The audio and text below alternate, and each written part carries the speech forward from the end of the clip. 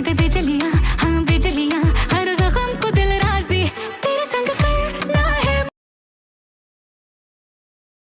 नमस्कार मंडळी, तर मी प्राजक्ता तुमचं सर्वांचं मनापासून स्वागत करते आपल्या चॅनलवरती. तर आज आहे शिवांशचं ॲन्युअल फंक्शन आणि शिवांशनं पण पार्टिसिपेट केलं होतं. त्याला 3 वाजता घेऊन जायचं होतं म्हणून सकाळची सगळी कामं लवकर आटपायची होती. पण या दोघांनी एवढी घाण घरामध्ये करून ठेवली होती. दररोज कितीही घर आवरा, स्वच्छ करा, मुलं घाण करतातच. म्हणून मग मी आजकाल त्यांनी केलेला पसारात त्यांनाच आवरायला लावते. त्यांनाही थोडी क्लिनिंगची सवय लागेल. पण त्यांचा मूड नसेल तर ती कितीही आपण सांगा करा, मग ते काय काम करत नाहीत. तुला तर मी काय काम सांगितलं तर स्पष्ट नाही म्हणते. आता पण तो क्लीन करत होता आणि ती खुर्चीवर जाऊन बसली होती. तिला काहीही घेणं देणं नाही, कोणी क्लीन करो काही करो. आता स्वयंपाक तर झाला होता पण किचन कट्टा तसंच घाण होता, भांडे पण घासायचे होते. आणि आत्ता साधारण 1 वाजले होते. 2 वाजता अहो येणार होते ड्युटीवरून, आज मॉर्निंग शिफ्ट होती त्यांची. म्हणून 2 पर्यंत बाकीची सगळी कामं आवरायची होती. म्हणजे ते आले की जेवण करून आम्हाला लगेच निघायचं होतं. पटकन किचन कट्टा पुसून घेतला, गॅस पुसून घेतला. आता म्हटलं लगेच भांडे घासून धुवून घ्यावे.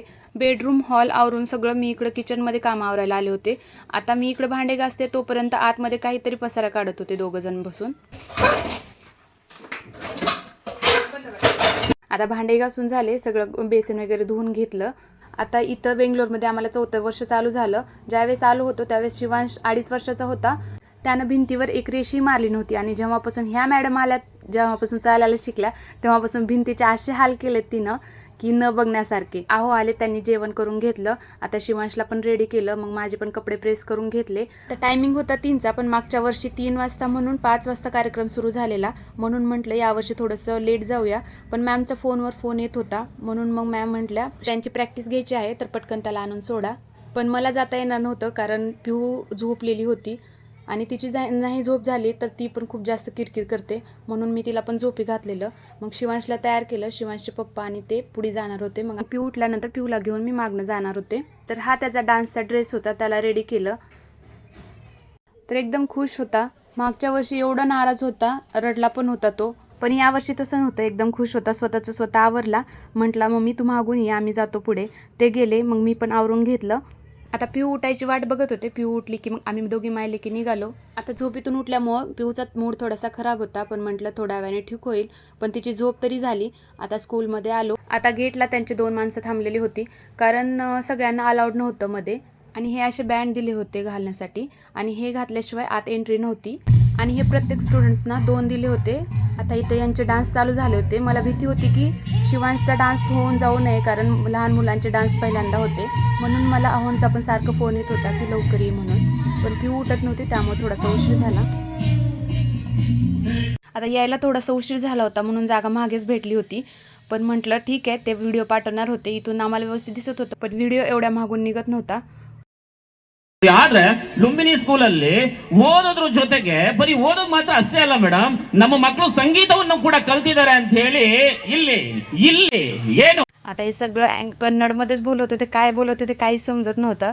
पण नुसतं ऐकायचं काम चालू.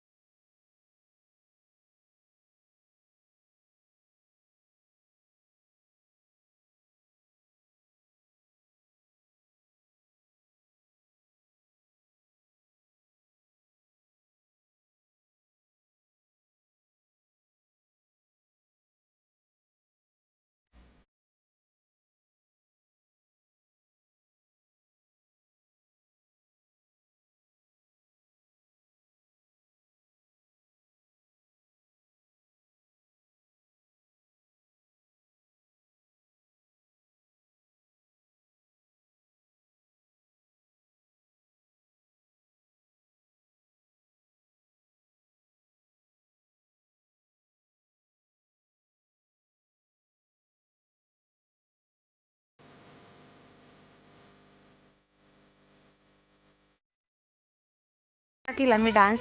मी म्हटलं हो बाळा खूप छान केला. आता इथं खाऊ वाटत होते. एक फ्रुटी, समोसा, लाडू हे काही सगळं दिलं होतं. घरी आलेले आमचं त्यावर ताव मारणं चालू होतं. शिवांश तर काही जेवून गेला होता. पिऊला झोपेतून उठल्या उठल्या तसंच घेऊन गेले होते कारण उशीर होत होता.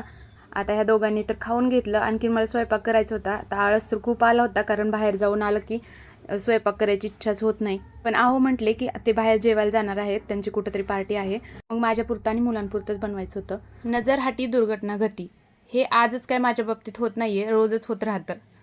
मी आत काहीतरी काम करत होते तोपर्यंत मॅडमनी सगळी फेअर अँड लवली हाताला लावून घेतली. अजून वरून मी आले तरी पण बंद करत नव्हती.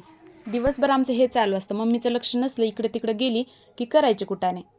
आणि आमच्या घरातले हे शेंडीफळ कुणालाच घाबरत नाही. आता मी आले तरी पण ठेवायला तयार नव्हती. चला तर मग व्हिडिओ आवडला असेल तर व्हिडिओला लाईक शेअर, आपल्या चॅनलला सबस्क्राईब करा.